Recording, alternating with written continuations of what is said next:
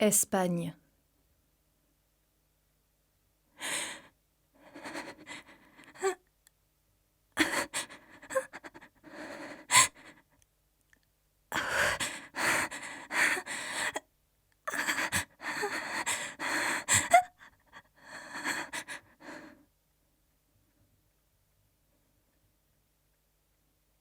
Caddy est épuisée.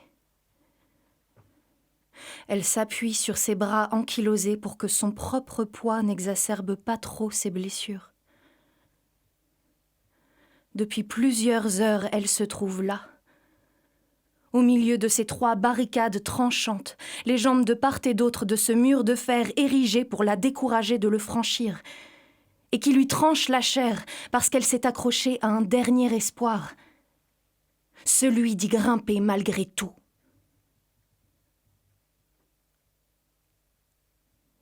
Ce soir, à Melilla, le temps s'est arrêté.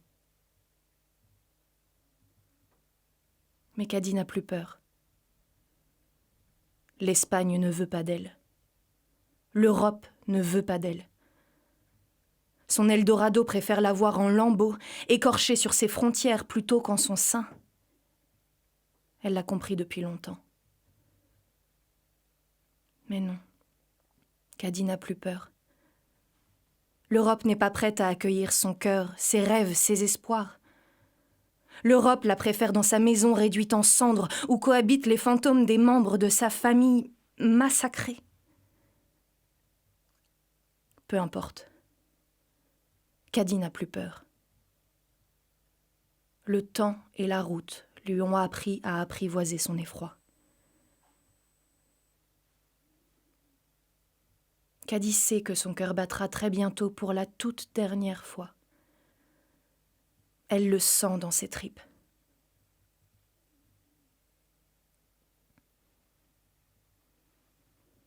Elle regarde les étoiles scintiller dans le ciel et se sent bouleversée par leur beauté. Pendant quelques secondes, l'illusion d'être seule sur ce rempart acéré la gagne. Elle s'interroge. Qui, de l'Espagne ou du Maroc, retrouvera sur ces terres mon corps et mon cœur anéanti ?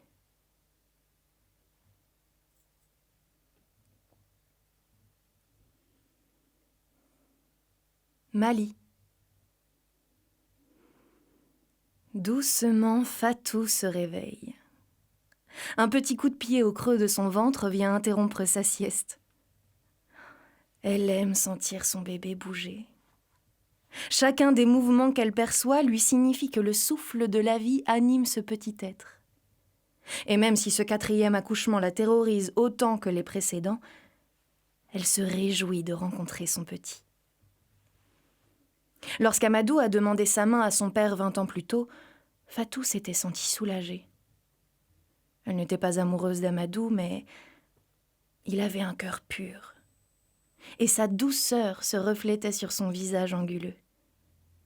Elle savait qu'il s'évertuerait à gagner son affection, à la chérir. Chaque jour en sa présence, Fatou se sentait bénie. Et elle apprit peu à peu à l'aimer. Jamais d'un amour fiévreux et passionné, plutôt de cet amour calme, paisible, confiant, qui point lentement, sans faire de bruit, pour ne plus jamais se consumer. Il était une force tranquille, et Fatou espérait qu'il pourrait transmettre cette force à leurs enfants à venir. Peu de temps après leur mariage, Aïssa, leur aînée, a vu le jour. L'année suivante, Caddy vint à son tour agrandir la famille, suivie 9 ans plus tard par le petit Moussa. Bien que ce dernier n'ait que 7 ans aujourd'hui, il se réjouit de bientôt devenir un grand frère à son tour. Sa maman a un très gros ventre. Parfois, il le voit même remuer. Lorsqu'il aperçoit ces petits mouvements en forme de vagues, dans son esprit, le ventre de maman se transforme en un vaste océan. Alors il se dit que l'accouchement, c'est certainement pour bientôt. Moussa, il ne l'a jamais vu, l'océan. Mais papa a un cousin en Guinée et il lui a tout raconté. Il lui a raconté le sable qui se réchauffe parfois trop pour y poser les pieds. Il lui a raconté la mer où les hommes pêchent le poisson pour le vendre au marché. Il lui a raconté l'océan, ses vagues, ses couleurs enchanteresses, le soleil qui scintille à la surface. Le danger de s'y noyer pour qui manquerait de prudence. Avec ses sœurs, Moussa prête main forte à son père pour s'occuper du cheptel. Sa maman se repose beaucoup ces derniers temps, mais ça ne l'embête pas de travailler pour aider ses parents. Il sait déjà que quand il sera grand, il deviendra comme son papa, un éleveur courageux qui s'occupe bien de ses animaux, de sa famille et qui voyagera en Guinée pour voir l'océan.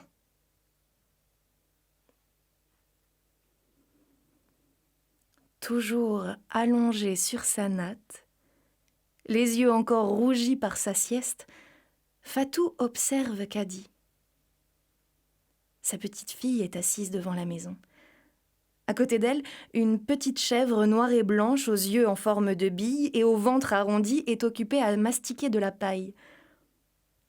Kadi lui voue une affection particulière depuis qu'elle est enfant et elle ne se quitte que peu souvent. Alors qu'Aïssa et Moussa sont tous deux des portraits crachés de leur père, Kadi a le visage émacié et le teint clair de Fatou. Leur ressemblance frappante l'a profondément troublée dès le premier instant où elle a pu plonger son regard dans celui de Kadi.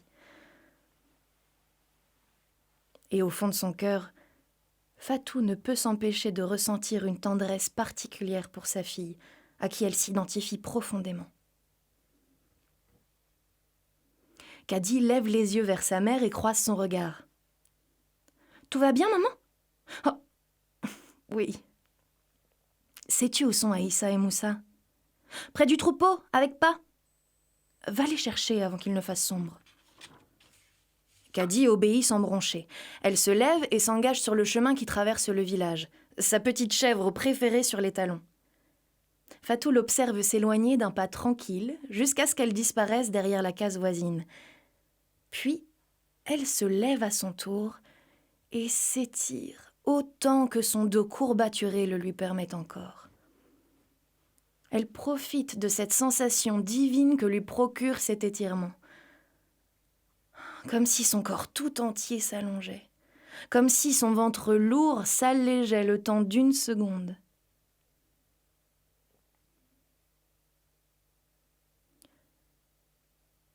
Au loin,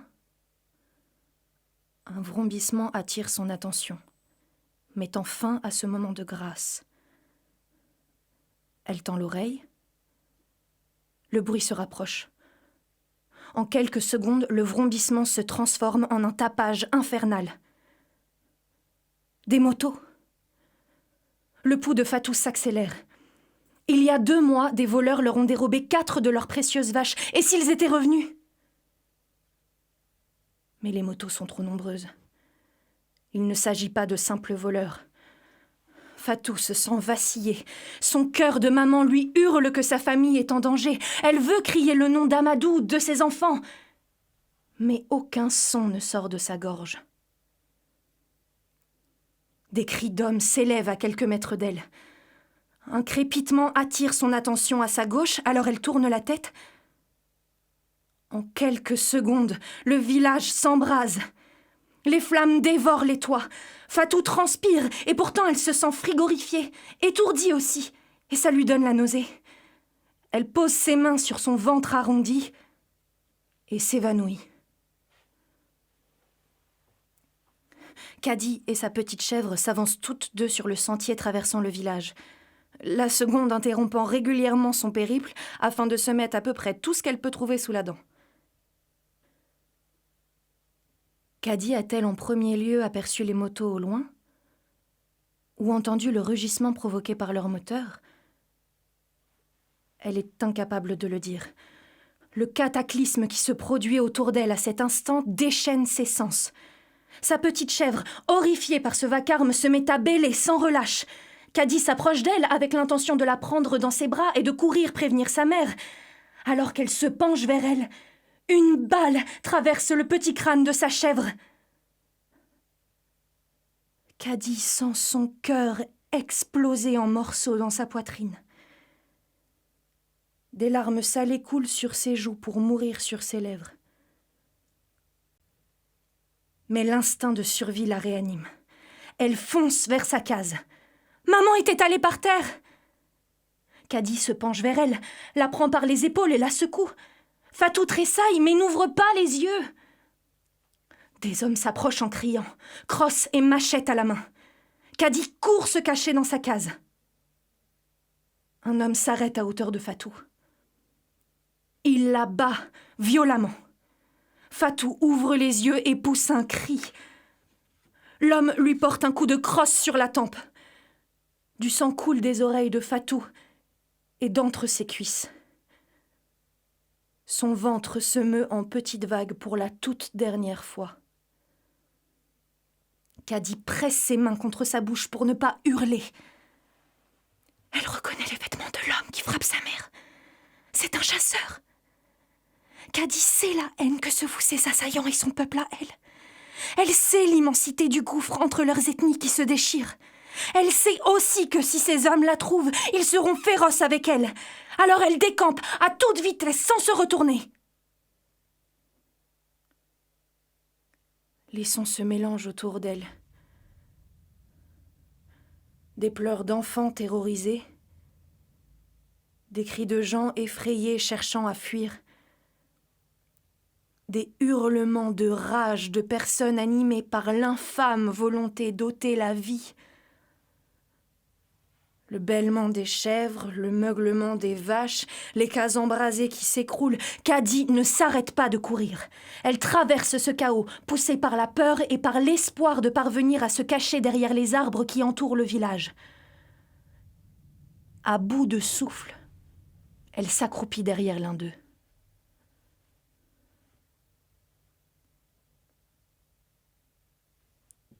Le ciel devient sombre. En quelques minutes, la nuit avale ce théâtre infernal. Dans la pénombre, les motos repartent vers le désert, laissant derrière elles le village dévasté. Caddy n'ose pas bouger. Toujours accroupie, ses bras entourant ses genoux, elle se balance d'avant en arrière dans une vaine tentative de retrouver son calme. Elle n'arrive pas à pleurer, refusant d'accepter la réalité qui s'impose froidement à elle.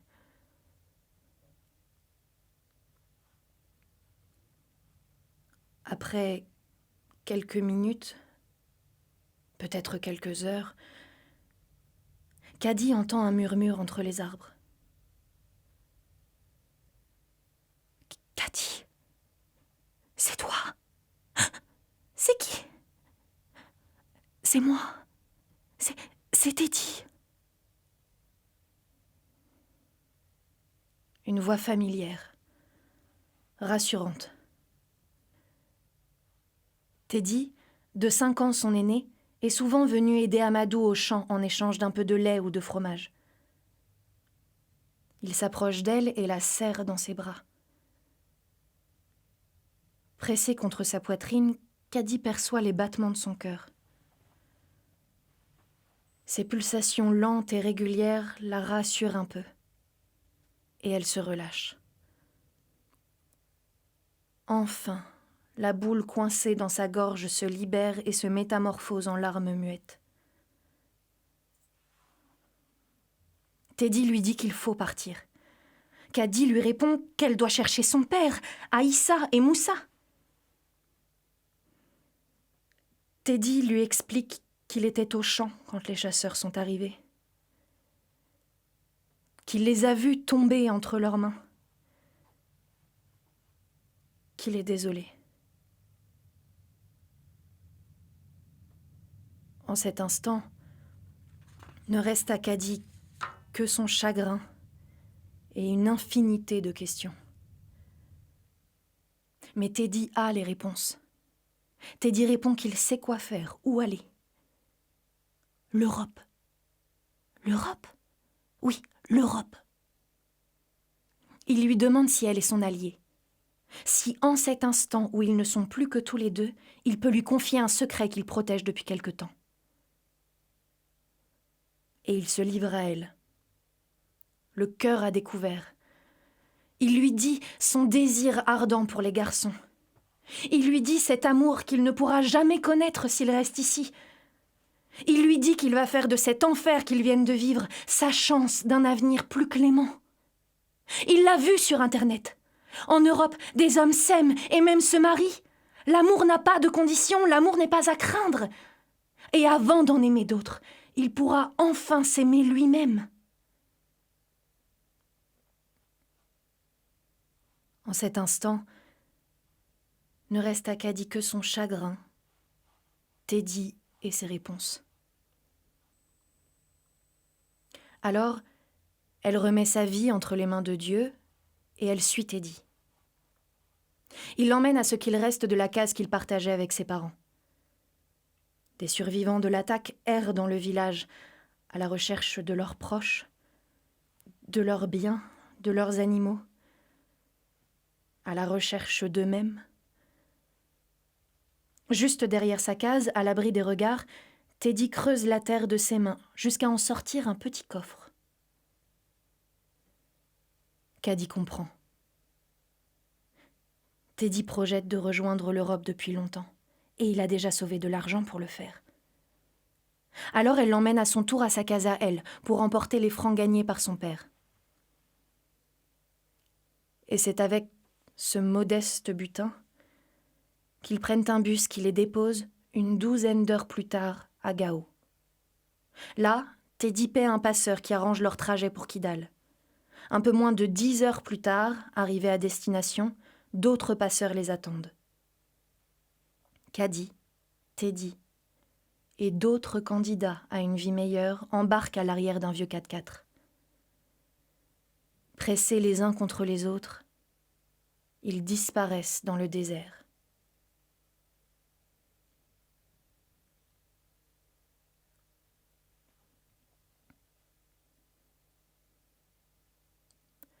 Algérie.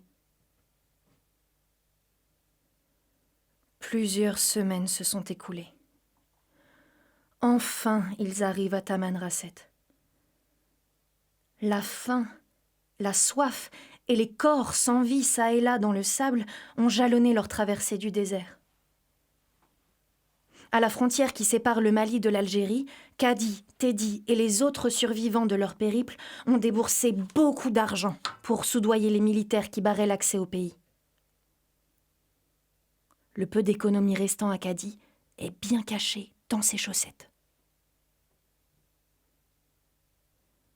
Durant le voyage, plusieurs hommes leur ont raconté comment des militaires algériens les avaient récemment tabassés et renvoyés à pied à travers les chemins brûlants et incertains du désert. Comment cela avait coûté la vie à certains. Comment eux n'avaient pas perdu espoir et voulaient essayer encore.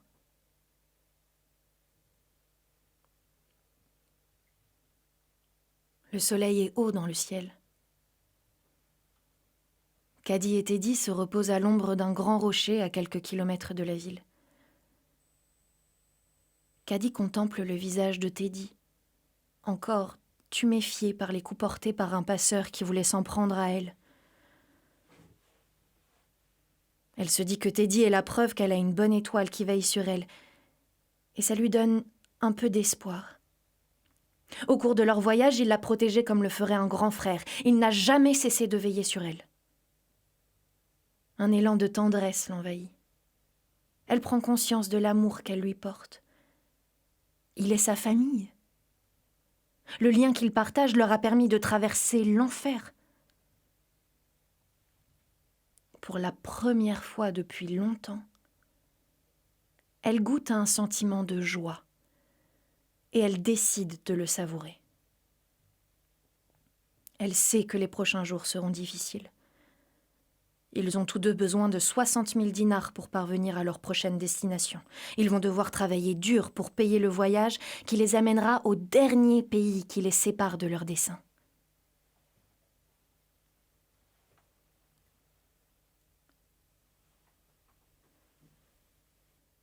Ça fait 1 mois maintenant que Caddy et Teddy sont arrivés en Algérie. Ils louent une petite chambre avec une dizaine d'autres personnes, femmes et hommes, maliens, guinéens et burkinabés. Tous et toutes cohabitent ici le temps de gagner l'argent nécessaire pour reprendre la route. Mariam, une fille d'à peu près son âge qui partage sa chambre, dort presque toute la journée et passe ses nuits avec des hommes. L'argent augmente vite pour elle. Mais Teddy refuse que Caddy fasse ce travail, même si ça veut dire qu'ils devront rester en Algérie un peu plus longtemps. Et elle lui est reconnaissante pour cela. Caddy travaille depuis 3 semaines dans un hôtel où elle fait la vaisselle. Elle y passe toute la journée et certains jours, on ne lui donne pas d'argent. Mais elle persévère. Ce combat, ils le mènent à 2, Teddy et elle. Et ça lui donne le courage de tenir bon. Teddy, de son côté, travaille sur un chantier. Un maçon algérien l'a engagé. Dans 2 semaines tout au plus, ils auront réuni l'argent nécessaire pour payer le prochain passeur.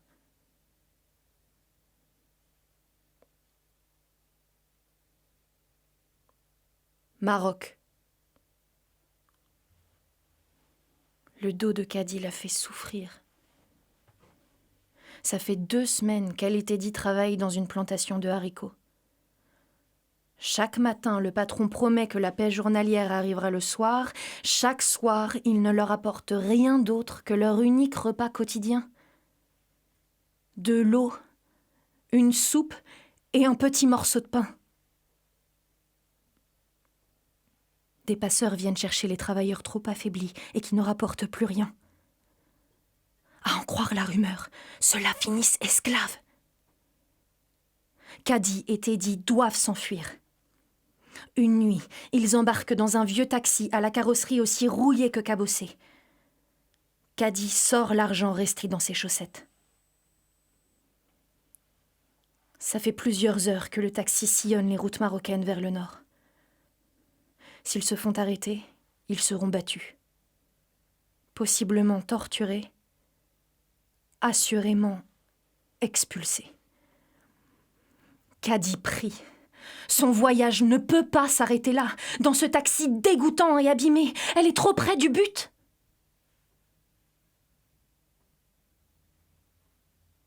Par la vitre, elle aperçoit le ciel parsemé d'étoiles. Les contempler est devenu un rituel pour elle. À chaque fois que son esprit est tourmenté, elle s'imagine qu'elles sont, à l'instar de Teddy, ses bonnes étoiles à elle, que leur essence est de veiller sur son chemin. Fatou, Amadou, Aïssa, Moussa et ce petit bébé qu'elle ne connaîtra jamais, tous scintillent dans le bleu de la nuit pour éclairer sa route de leur splendeur. Perdue dans ses pensées, Caddy oublie pendant quelques instants le danger qui la guette. Elle est absorbée par la Voie lactée. Elle se sent presque bien. La sonnerie du téléphone du chauffeur la ramène dans le vieux taxi. Comme beaucoup d'entre eux, le conducteur coopère avec des réseaux de passeurs pour se faire un peu d'argent. Leur contact, presque ininterrompu durant le trajet, leur permet finalement d'arriver à Nador en évitant les contrôles. Les voici enfin installés dans un campement de fortune avec une 50aine d'autres Maliens. Du haut du mont Gourougou où ils se trouvent, Caddy et Teddy observent les barrières qui les séparent encore de l'Europe. Ici, les assauts ne se font pas au hasard. Des centaines d'Africains subsahariens se cachent sur cette montagne. Alors il faut être patient, attendre son tour. Demain, ce sont les Camerounais qui essaieront de franchir ce mur. Le tour des Maliens viendra plus tard.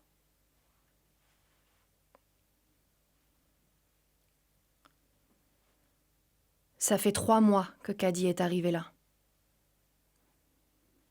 La nourriture donnée par quelques habitants charitables ne lui permet pas de prendre des forces, elle s'amaigrit de jour en jour. Par 2 fois, Teddy et elle ont tenté l'ascension. La seconde fois, elle est rentrée seule, blessée et accablée. Teddy n'a pas survécu. Il est tombé sous la foule en détresse qui essayait d'échapper aux autorités marocaines. Teddy, son frère, est mort asphyxié sur le pas de la porte de son rêve.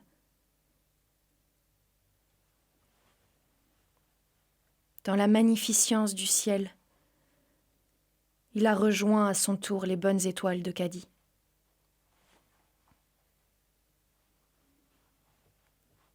Assise contre un arbre, Cady observe l'infranchissable rempart. 3 barrières de plus de 10 kilomètres de long, placées l'une derrière l'autre, et dont la première fait 7 mètres de hauteur. Les lames de rasoir à leur apogée, les caméras thermiques, les tours de contrôle. Lorsque Teddy lui avait parlé de cette frontière terrestre entre l'Afrique et l'Europe, elle pensait qu'il serait aisé de la traverser. L'Europe, à en croire Teddy, était le continent de la liberté et des droits de l'homme. Par-dessus tout, il y avait là-bas du travail et de l'argent. Depuis qu'elle campe sur le mont Gourougou, elle a compris que ce continent n'est finalement pas si accueillant. Mais elle ne veut pas abandonner. Pas après tout ce qu'elle a traversé pour arriver jusqu'ici. Pas après tout ce que Teddy a fait pour elle. De toute manière, elle n'a nulle part d'autre où aller. Demain, Cady repart à l'assaut.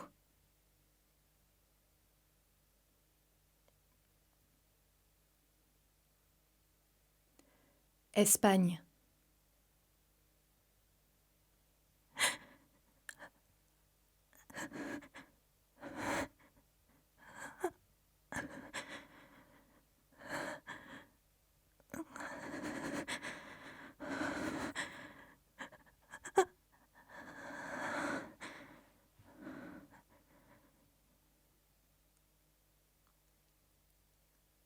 Depuis plusieurs heures, Cady se trouve là, au milieu de ces 3 barricades tranchantes. Mais elle n'a plus peur. Le temps et la route lui ont appris à apprivoiser son effroi. Cady sait que son cœur battra très bientôt pour la toute dernière fois. Elle le sent dans ses tripes.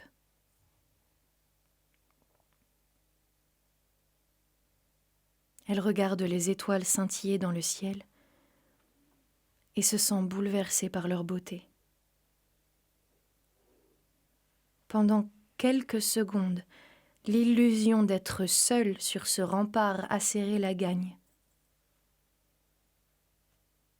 Seule ? Non. Fatou, Amadou, Aïssa, Moussa, le bébé, Teddy, tous veillent sur elle. Elle ne s'interroge plus, elle lâche prise. Son corps bascule dans le vide.